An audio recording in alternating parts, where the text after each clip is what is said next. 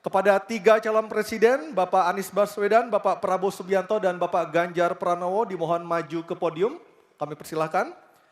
Dan pada segmen kedua ini calon presiden akan menjawab pertanyaan yang telah dibuat 11 orang panelis yang telah dipilih oleh KPU yang berada di sebelah kiri dan kanan saya.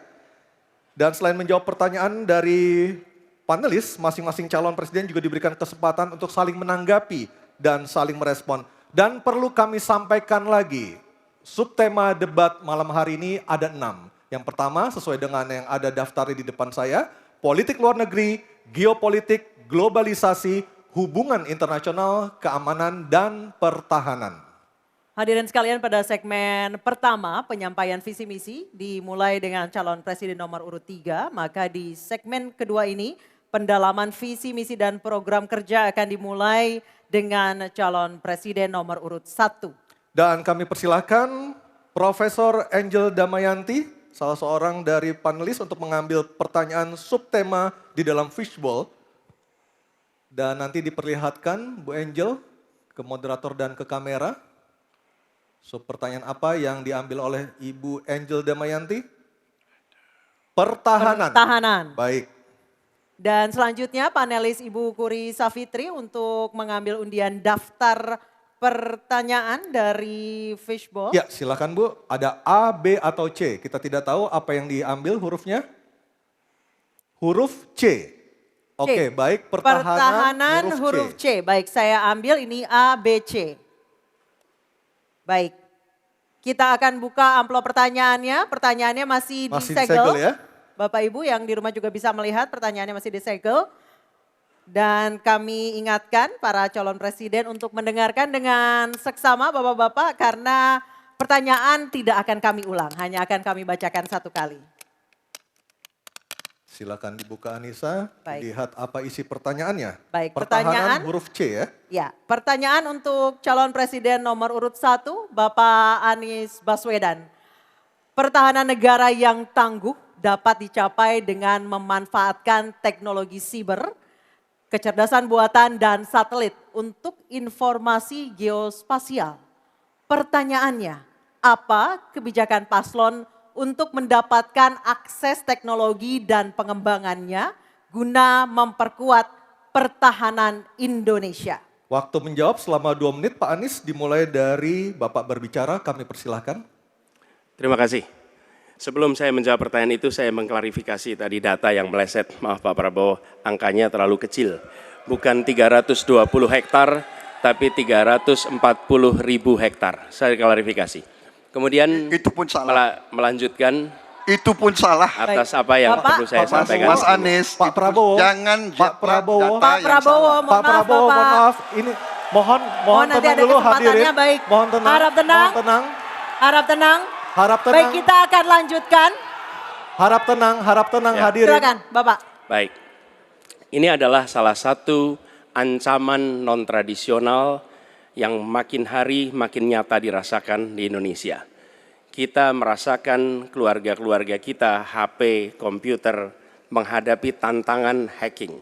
Karena itulah menurut kami perlu sekali kita membangun satu struktur pertahanan cyber yang serius. Dan ini tidak cukup dengan memberikan tugas pada sekelompok orang. Satu adalah dengan membangun satu sistem yang komprehensif, perencanaan komprehensif yang melibatkan seluruh lembaga termasuk komponen masyarakat. Yang kedua adalah pengadaan teknologi-teknologi terbaru. Tapi kuncinya bukan semata-mata pada teknologinya. Kuncinya adalah pada pelibatan semua secara semesta. Yang ketiga, yang tidak kalah penting adalah mekanisme untuk merespon balik apabila terjadi kondisi serangan. Sehingga bisa memiliki kecepatan untuk recover, kecepatan untuk kembali dalam sistem ketika terjadi serangan-serangan cyber itu. Jadi menyusun ini, satu adalah melibatkan secara komprehensif, yang kedua menggunakan teknologi terbaru, yang ketiga sistem recovery yang cepat. Terima kasih.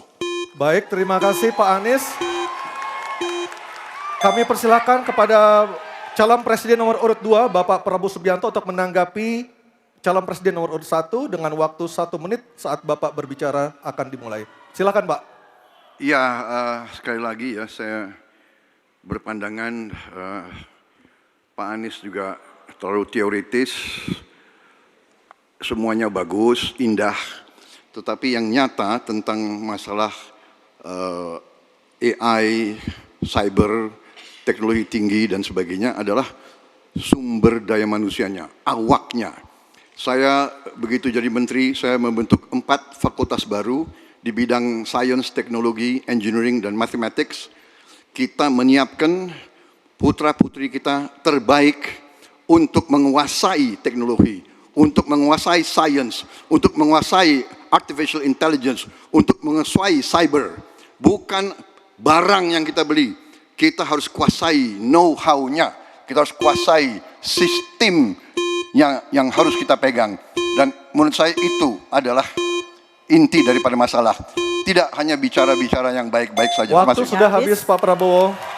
Selanjutnya calon presiden nomor urut 3 Bapak Ganjar Pranowo untuk Baik menanggapi. hadirin kami harap tenang. Hadirin kami harap tenang. Silakan Bapak Ganjar Pranowo untuk menanggapi jawaban calon presiden nomor urut 1. Waktu Anda 1 menit dimulai ketika berbicara. Yang pertama kita mesti menguatkan BSSN. Dan kita penting untuk membuat security system yang baik. Bahkan selain membangun SDM dan infrastruktur yang baik, maka kecepatan internetnya dan coveragenya harus tinggi. Maka kalau kita kemudian membuat satu sistem infrastruktur yang bagus, jangan dikorupsi. Ini yang kemudian jadi persoalan. Maka tidak pernah selesai. Dan tentu saja LPDP itu punya potensi yang sangat tinggi untuk memberangkatkan orang-orang, anak-anak hebat ke sana. Namun demikian, ketika mereka sudah balik, mereka mesti diberikan ruang untuk bisa bekerja. BRIN bisa kita libatkan. Ya, mereka bisa membuat kolaborasi yang sangat bagus. Bahkan kemudian pengamanan di kepolisian, saya kira perlu cyber institution yang dipimpin oleh Jenderal Bintang 3. Dan kita perlu duta besar cyber. Baik, masih ada sisa waktu. Ya. Baik, cukup. Dan sekarang Harap tenang. hadirin harap tenang, kita berikan kesempatan kepada 3 orang capres kita untuk berbicara. Kami persilakan pada Pak Anies untuk menanggapi 2 capres sebelumnya. Silakan Pak Anies, waktu Ya. 1 menit. Memang benar, membangun sistem itu salah satunya. Satu adalah perangkat lunak, satu adalah perangkat kerasnya. Dan itu salah satunya adalah seperti disampaikan terkait dengan sumber daya manusia. Persoalannya, kalau tadi disebut ada yang teoritis, ada yang kedua tidak dilaksanakan. Jadi selama 5 tahun ini apa yang dikerjakan dalam mempertahankan sistem cyber kita? Mohon tenang. Justru di situ letak problemnya. Jadi ketika anggaran yang begitu besar dialokasikan justru bukan untuk mempertahankan yang hari ini menjadi serangan paling modern yang terjadi. Ini adalah ancaman yang paling nyata dan dirasakan di seluruh keluarga, bukan hanya di sektor pemerintahan. Karena itu menurut kami langkahnya investasi jangka panjang boleh, tapi manfaatnya itu baru dirasakan bisa 5 tahun, 10 tahun yang akan datang. Pertanyaannya hari ini dan kemarin apa? Dan itulah yang menjadi fokus kita. Segera siapkan sistemnya, segera siapkan orangnya, segera siapkan langkahnya. Baik, masih ada waktunya Bapak. Waktu Baik, habis. terima kasih.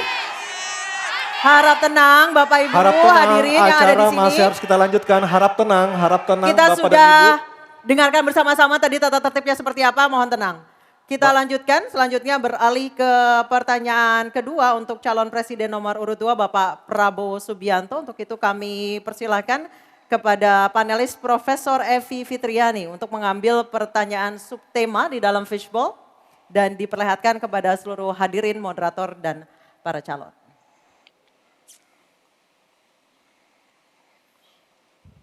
Tema apa yang diambil oleh Ibu Evi? Kita lihat bersama-sama. Hubungan internasional. Baik, saya akan mengundang Ketua Panelis Profesor Hikmahanto Juwana untuk mengambil undian daftar pertanyaan dari fishbowl di sebelah kiri saya. Silakan Profesor Hik. A, B, atau C? Subtemanya hubungan internasional. C. Hubungan internasional C. Oke. Baik, kita Saya akan ambil. lihat hubungan internasional C. Ya, Baik, terima silakan kasih. Anissa. Masih tersegel. Masih tersegel dengan rapi. Bapak Ibu bisa melihat masih tersegel dengan rapi. Kita akan buka amplop pertanyaan sesuai dengan undian. Kami ingatkan kembali para calon presiden untuk mendengarkan dengan seksama karena pertanyaan tidak akan kami ulang. Pertanyaan untuk calon presiden nomor urut 2 Bapak Prabowo Subianto. Sebagai inisiator Dasar-Sila Bandung 1955, Indonesia menginspirasi dunia dalam membangun kerjasama selatan-selatan. Pertanyaannya, apa strategi paslon untuk menyusun peta jalan yang lebih konkret dalam memperkuat kerjasama tersebut? Waktu Silakan. menjawab 2 menit Pak Prabowo, kami persilahkan. Baik, dalam hubungan internasional yang utama bagi Indonesia harus tentunya kepentingan geopolitik kita dan kepentingan ekonomi kita. Karena itu yang utama adalah kita harus memperkuat ekonomi dalam negeri Indonesia. Kita harus menjaga kekayaan kita harus mengelola kekayaan kita harus hilirisasi supaya nilai tambah berpuluh-puluh kali naik, kita kumpulkan kekuatan aset-aset dan keuangan kita sejahterakan rakyat kita, baru kita akan disegani, kita akan didengar oleh semua negara, terutama negara-negara selatan. Kita sekarang pun sudah jadi panutan bagi banyak negara di Afrika. Begitu banyak negara di Afrika sekarang melihat ke kita, datang ke kita, minta belajar dari kita. Karena kita dianggap negara selatan yang cukup berhasil. Inflasi rendah, pertumbuhan masih ada, neraca perdagangan kita bagus, surplus perdagangan mungkin 5 tahun berturut-turut, kita sekarang jadi panutan. Jadi leadership kita di dunia, di hubungan internasional akan tercermin dan terimpak oleh keberhasilan kita mengelola kekayaan kita, menghilangkan kemiskinan di negara kita, rakyat kita, meraih teknologi, menjadi negara industri, itu yang akan membuat kita memimpin dunia selatan. Terima kasih. Baik, terima kasih Pak Prabowo. Hadirin mohon tenang, kami persilakan kepada Pak Ganjar untuk menanggapi jawaban dari Pak Prabowo dalam waktu 1 menit dimulai saat Bapak berbicara. Kami persilakan Pak Ganjar. Selatan-selatan kita punya potensi yang hebat. Kita punya sumber daya alam yang sangat bagus. Kalaulah kita mau konsentrasi saja untuk bisa menuntaskan kekuatan yang berbasis pada sumber daya alam, ambil satu saja, teknologi baterai. Maka kalaulah kemudian kita akan bekerja sama dengan selatan-selatan, nikel kita miliki. Tapi boksit, ya, kita bisa share dengan beberapa negara yang lain. Ada juga litium umpama dengan Argentina. Maka kalau kemudian ini kita konsentrasikan penuh, betapa kekuatan ekonomi akan besar, ini menciptakan lapangan kerja, dan kita menyiapkan jemput bola SDM yang unggul untuk bisa meraih itu, dan kekuatan itu akan berimbas kepada rakyat kecil. 1, butuh lapangan kerja, 2, dia butuh daya beli yang baik, dan yang ketiga, mereka butuh pekerjaan karena ada lapangan kerja yang disediakan oleh pemerintah. Baik, waktunya habis. Baik. Harap tenang. Harap tenang. Selanjutnya giliran calon presiden nomor 1 Bapak Anies Baswedan untuk menanggapi. Waktu Bapak 1 menit dimulai ketika berbicara. Penjelasan tadi tidak menggambarkan tentang peran Indonesia di selatan-selatan. Itu hanya menggambarkan apa yang disampaikan Pak Prabowo tentang bagaimana kita membangun Indonesia. Dan ketika kita membangun dengan baik tidak otomatis lalu jadi contoh. Yang harus dilakukan adalah seperti yang dilakukan ketika era Bung Karno pada waktu itu, Ali Sastroamidjojo. Apa yang dikerjakan? Merangkul semua. Membawa apa yang menjadi agenda selatan-selatan, bukan menceritakan agenda kita. Semua orang bisa baca di Google tentang apa yang kita kerjakan. Tapi kalau kita menjangkau pemimpin-pemimpin selatan-selatan dan presiden menjadi panglima diplomasi, bukan sekedar hadir di forum-forum menjadi salah satu penonton, salah satu hadirin, tapi datang ke sana membawa ini agenda selatan-selatan. Apa misalnya? Kita berhadapan dengan climate crisis, yang biaya untuk menghadapi climate crisis itu tinggi sekali. Dan ketika kita bicara dengan selatan-selatan, yuk kita bicara dengan utara. Bagaimana membiayai climate crisis sebagai satu kesatuan. Indonesia jadi pemimpin selatan-selatan. Baik. Baik, tenang. Hadirin kita harap tenang. Kembali kami berikan kesempatan kepada Bapak Prabowo untuk menyampaikan tanggapannya atas jawaban dari dua capres sebelumnya. Kami persilakan Pak dalam waktu 1 menit. Saya kok banyak setuju dengan Pak Ganjar ya. Ya, kalau benar masuk akal, saya setuju. Kalau ngomong, ya kumaha. Ya, jadi leadership, apakah negara, apakah perorangan, tapi terutama juga negara, harus dengan contoh, ingarso sung telodo.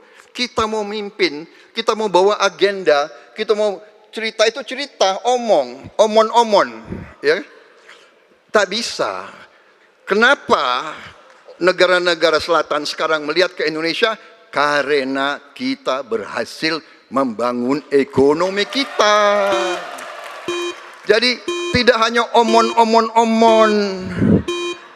kerjanya omon saja, nggak bisa, tidak bisa. Baik. Waktu habis Ingarso Pak sung Prabowo, telodo. waktu habis.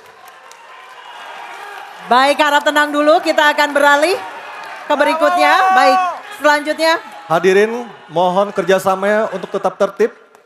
Mohon kerjasamanya sekali lagi. Baik, selanjutnya kita beralih ke pertanyaan untuk calon presiden nomor urut 3, Bapak Ganjar Pranowo. Untuk itu kami persilakan panelis Bapak Imade Andi Arsana untuk mengambil pertanyaan subtema di dalam fishbowl dan setelah terambil boleh langsung diperlihatkan. Ya, sudah ada 2 subtema yang kita bahas. Ini adalah yang ketiga Anissa ya dan juga pemirsa.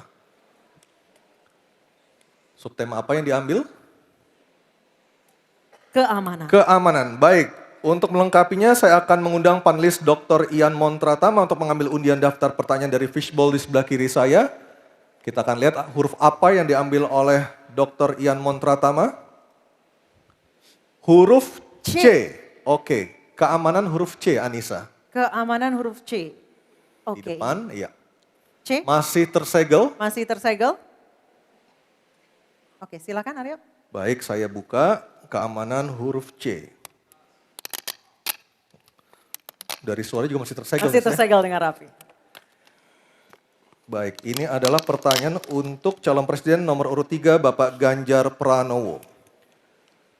Kewenangan institusi di sektor keamanan sangat penting namun masih terjadi tumpang tindih. Pertanyaannya, bagaimana komitmen paslon terhadap penataan institusi pertahanan dan keamanan? Terima kasih. Membereskan yang tumpang tindih. Dan itu harus dimulai dari pemimpin yang punya komitmen untuk membereskan. Siapa dia? Pemimpin tertinggi, Presiden. Maka kalaulah kemudian kita bicara pertahanan yang ada di laut, maka sekian lembaga yang ngurus laut mesti disatukan dalam sebuah wadah Coast Guard. Ketika kita bicara keamanan dan tumpang tindih, maka keamanan wilayahnya ada di kepolisian. Saya mengapresiasi umpama dalam konteks terorisme, 2023 relatif tidak ada. Kita berikan apresiasi itu kepada kepolisian. Ketika kemudian terjadi pada situasi belahan Indonesia yang lain yang membutuhkan, katakan bantuan dari TNI, maka disitulah kemudian on call mereka. Kami butuh bantuan, maka dibantu. Tapi pada sisi yang lain, pembenahan yang tumpang tindih ini, di daerah sebenarnya juga bisa disupport agar keamanan bisa berjalan dengan baik. Siapa mereka pelaksana di daerah? Forkompimda. Kita tidak pernah membiarkan situasi negara diurus oleh pusat saja. Kita mesti mengambil inisiatif karena peran-peran sampai tingkat lokal itu ada.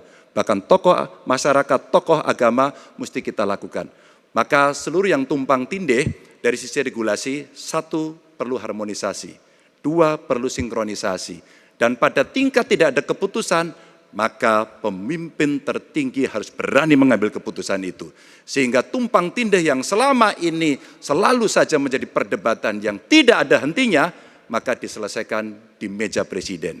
Dan itu saya kira sikap yang paling jelas untuk membereskan persoalan ini. Apapun dalam konteks eksekutif, maka pemimpin tertinggilah yang harus mengambil keputusan. Kecuali kita mesti berbicara dengan DPR maka kita akan duduk bersama untuk membicarakan secara regulatif. Waktunya habis. Baik, terima kasih Pak Ganjar. Ada waktunya, harap tenang. Kami persilakan kepada calon presiden nomor urut 1, Bapak Anies Baswedan untuk menanggapi jawaban dari Pak Ganjar dalam waktu 1 menit. Kami persilakan Pak Anies. Menurut hemat kami harus dirumuskan apa tantangan dan ancaman keamanan Indonesia di tahun-tahun ke depan. Dengan itu dirumuskan, maka kita tahu apa ancamannya.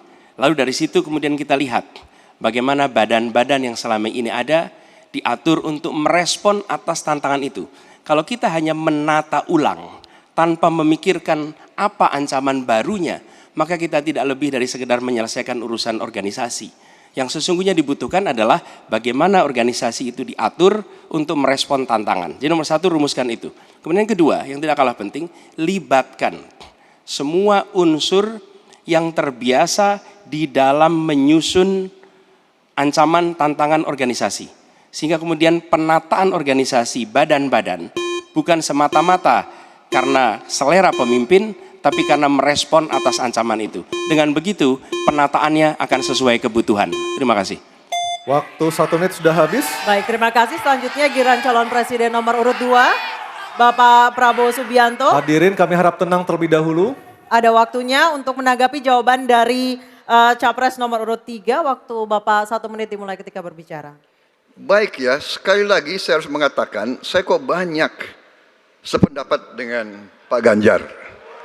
Jadi benar tumpang tindih harus diselesaikan oleh pimpinan tertinggi dan itu saya kira bisa ya. Tapi benar, saya juga harus mengatakan kita harus apresiasi prestasi TNI dan prestasi Polri dalam menjaga pertahanan keamanan, dalam mengatasi berbagai peristiwa-peristiwa yang pelik. Harus kita akui, menghadapi terorisme, bom Bali, Peloso, dan sebagainya.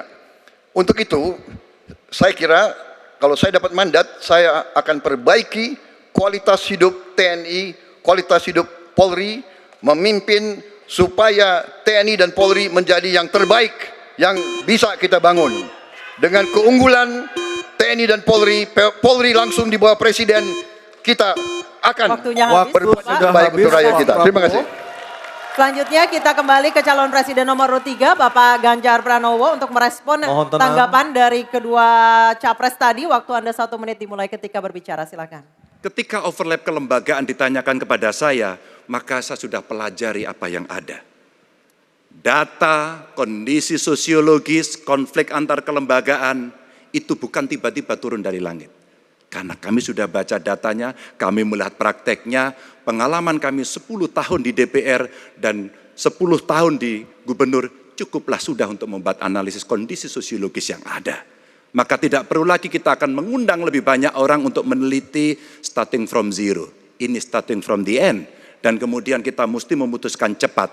Maka kalaulah kemudian seluruh data itu sudah ada di kepala kita, sudah tertuliskan dengan baik, maka yang diambil adalah keputusan karena kita punya konsep untuk memutuskan itu. Kecuali kita blank dan kita tidak pernah tahu dari mana Anda akan memulai. Karena saya tahu dari mana itu memulai. Terima kasih. Baik, terima kasih Pak Ganjar.